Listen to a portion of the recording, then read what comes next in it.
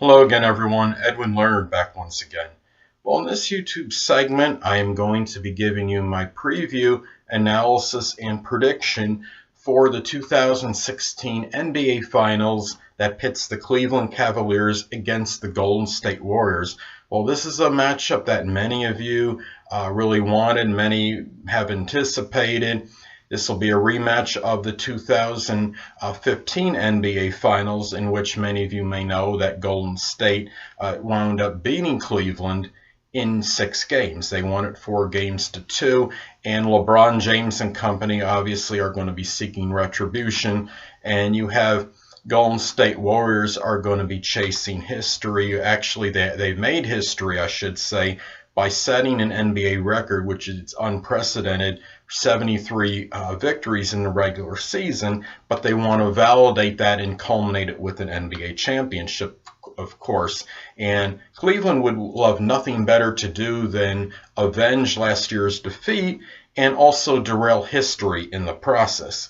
So anyway, well, this is going to be a very contrast in styles. You're going to have Golden State's frenetic style versus the more methodical half-court game of Cleveland.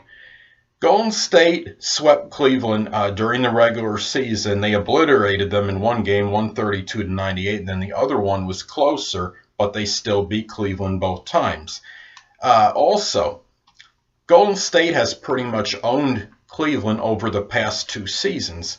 They're 9-3 against them, including the finals last season, over the last 2 NBA seasons. So, well, what's interesting, okay, you have Golden State, as far as their fast break points per game go, they were number 1 in the regular season, averaging 20.5 per game.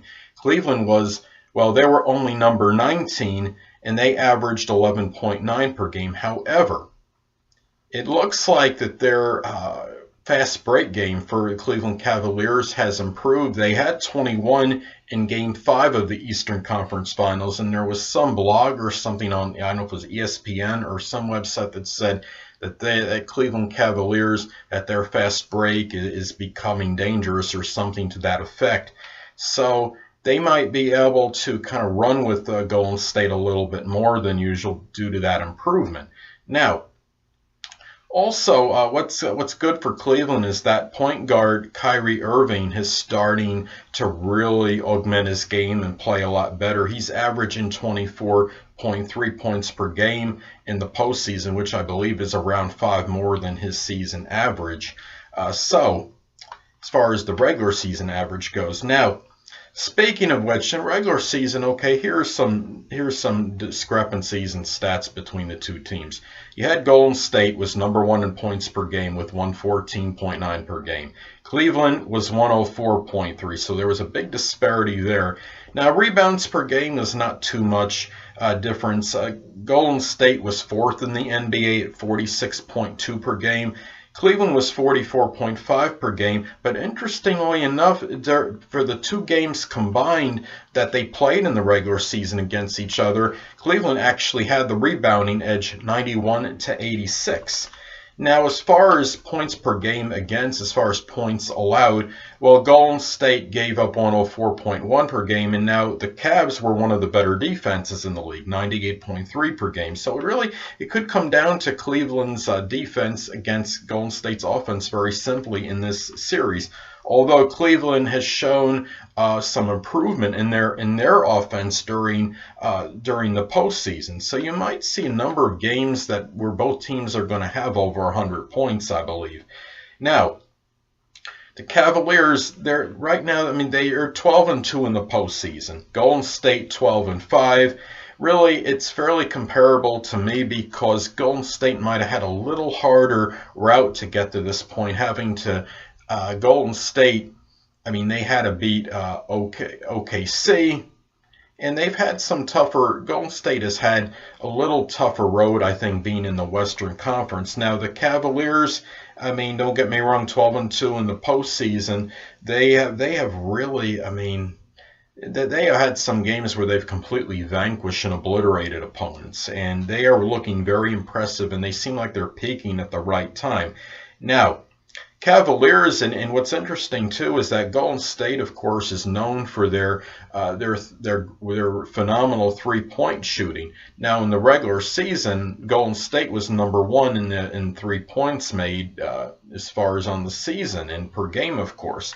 But what's interesting is during the postseason, the Cavaliers are actually averaging more per game than them. Cavaliers are averaging 14.4 per game, while Golden State through Game 6 of the Western Conference Finals has averaged actually lower than that, and they've averaged around 12 per game, 12.2 actually. So, and then the Cavaliers are shooting a scintillating 43.4% from three-point land. So, another thing to look at too is Steph Curry and how he's going to play. He has not looked as good during this postseason as opposed to the regular season. A lot of that may be attributed to a little injury he has, and I know they're saying he's 100%, but I don't know if he was 100% for all the games he played during the postseason, and he missed like 6 games, I believe, as well during the playoffs.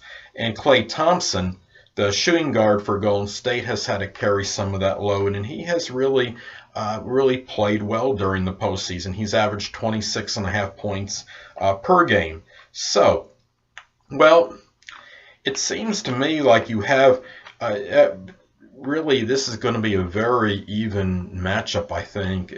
I could see this going 7 games. What's interesting is that, okay, you have, as far as the last 3 times, the loser of an NBA title series has returned the following season to play for the NBA title. They've won. This could bode well for Cleveland, but does it mean it's going to happen for them this season? Well, it's another story, I think. I think right now you have what it really comes down to is that Golden State just has a few more weapons, I believe. I think even though Cavaliers are shooting lights out in the postseason, the Golden State Warriors still are the better as far as having weapons on their team. They're a little bit better. I think they're more better as far as facilitating the basketball and their ball distribution. It seems like if somebody's not playing well, you can almost automatically think that somebody else is going to fill the void. If one of their I guess you could say one of their better players is having an off night, somebody else seems like it's almost automatic to fill that void for them.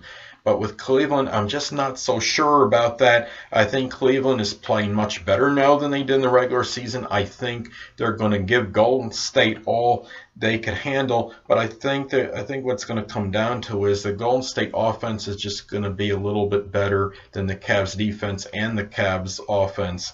So I think well, Golden State has won 7 consecutive postseason series. Well, I believe it's going to be 8. I think in this particular one, I am going to take, now I don't think I should say I know what I'm going to predict, and it's going to be Golden State in 7 over Cleveland. Well, anyway, people, this is Edwin Learnard, and until next time, stay well.